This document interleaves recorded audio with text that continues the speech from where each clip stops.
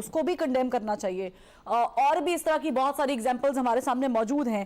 لیکن فواد چودھری صاحب کی گرفتاری، فواد چودھری کی گرفتاری جس طریقے سے ہوئی، ان کی اہلیہ نے جو الزامات لگائے، جو بھی بات چیت ہوئی، یہ بھی تاثر ایک دیا جا رہا ہے. عمران خان صاحب نے آن ریکارڈ بھی یہ کہہ دیا ہے، متعدد بار کہا ہے کہ یہ معاملہ یہاں پہ تھمے گا نہیں، میری بھی گرفتاری ہوگی، اس میں اور بھی نام شامل ہو سکتے ہیں. آپ کو لگ رہا ہے، آپ فورس ہی کر رہی ہیں کہ یہ معاملہ ابھی رکنے والا نہیں ہے؟ جی بالکل. فواد چودھری صاحب کو تو آج گرفتار کیا. یہ تو میں پرسنلی جانتی ہوں کہ گزشتہ 2-3 مہینوں سے انہیں سٹلی کہا جا رہا تھا، پیغام بھی پہنچایا جا رہا تھا. حکومتی وزراء نے خود ٹیلی فون کال کر کے انہیں کہا کہ ذرا ہاتھ ہولا رکھیں، پھر مشکل ہو جائے گا ہمارے لیے، ہمیں پھر کارروائی کرنی پڑے گی آپ کے خلاف. تو وہ اینٹیسپیٹ یہ چیز کر رہے تھے. ہیونگ سیڈ دیٹ، دیکھیں جی، عمران خان صاحب کا جو 3 سالہ دور تھا وہ آزادی صحافت کے لیے بالکل ایگزمپلری نہیں تھا. جب اپریل میں نئی حکومت آئی تو ہمیں یہ بتایا گیا کہ وہ جو ساری غیر جمہوری روایات جو عمران خان صاحب نے اپنے دور حکومت کے اندر ان کو پروان چڑھایا، جس کو ہائیبرڈ رجیم یا جس کو ایک سلیکٹڈ رجیم کے بارے میں یہ ٹرم انٹروڈیوس کرائی گئی تھی، تو اب تو حالات تبدیل ہو جائیں. اب بالکل وہ جو پیٹرن ہے وہ ریپیٹ نہیں کیا جائے گا. کہنے کوئی بات کڑوی لگے گی، لیکن یہ جو موجودہ رجیم ہے یہ ہائیبرڈ 2.0 ہے.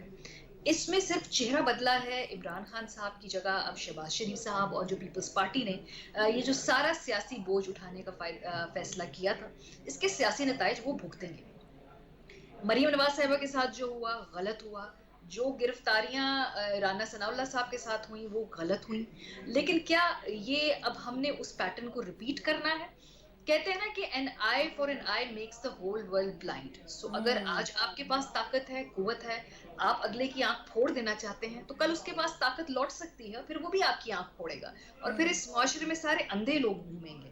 تو ٹھیک ہے، پھر بسم اللہ کیجئے. یہاں پہ اندھوں بہروں کا ویسے ہی معاشرہ ہے، ایک دوسرے کی آنکھیں پھوڑ ڈالیے، کیونکہ اب آپ کے پاس اقتدار ہے، آپ کو غصہ بہت زیادہ ہے، آپ اپنے سارے بدلے پورے کرنا چاہتے ہیں. فواد چودھری صاحب جو ہیں، جن کی جو گرفتاری جس طریقے سے ہوئی ہے اور جو بغاوت کا پرچہ ہوا ہے، مجھے تو یہ بھی جاننے میں بہت انٹرسٹ ہے کہ گزشتہ 9 مہینوں کے اندر ریاست کا کیا تھریش ہولڈ ہے کہ 40-50 جو ہے، کبھی صحافیوں کے اوپر، کبھی چینل مالکان کے اوپر، کبھی ڈائریکٹر نیوز کے اوپر، یہ ڈائریکٹ بغاوت اور سیڈیشن سے کم تو بات ہی نہیں کرتے.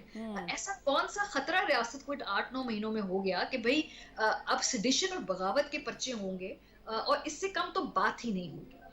تو یہ مجھے یہ بات سمجھ نہیں آ رہی ہے کہ یہ جو شخصیات ہیں کیا وہ اداروں سے بڑی ہیں، یا جو ادارے ہیں وہ کنوینینٹلی کس طرح سے وہ ریاست کے درجے پہ فائز ہو جاتے ہیں.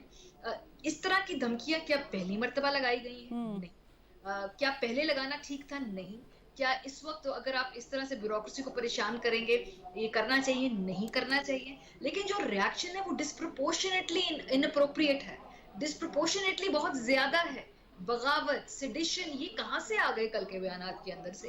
یہ بات مجھے سمجھ نہیں آتی. اور ایک اور بات میں کہوں گی اپنی آرگیومنٹ کو ختم کرنے سے پہلے، کہ جب طاقت کا اتنا بے دریغ استعمال کرنا پڑ جائے نا، اس کا مطلب ہے کہ آپ کی طاقت جا رہی ہے. آپ کی طاقت کو جس نے چیلنج کیا، آپ کے ہاتھ سے یہ چیز پھسل رہی ہے، اور اس کو پکڑنے کے لیے آپ کو پھر ایکسٹرا ایفرٹ کرنی پڑتی ہے، زیادہ جو ہے ظالم ہو کے اپنے جاتی ہوئی طاقت کو اپنے قبضے میں کرنا پڑتا ہے. تو یہ بے دریغ طاقت کا استعمال کا ہی مطلب ہی یہ ہے کہ کہیں نہ کہیں کوئی کمزور پڑ رہا ہے، اور اس کو اپنی طاقت دکھانے کے لیے بہت زیادہ زور لگانا پڑ رہا ہے. لیکن اس کو مزید الجھایا بھی جا رہا ہے. پی پی سی 124A لگانا چاہیے، نہیں لگانا چاہیے، اس پہ ہم بڑی لمبی بحث کر سکتے ہیں سیڈیشن پہ، سیڈیشن لا پہ. لیکن ارشاد بٹی صاحب، -1 کا فارمولا یا کسی جماعت کو مائنس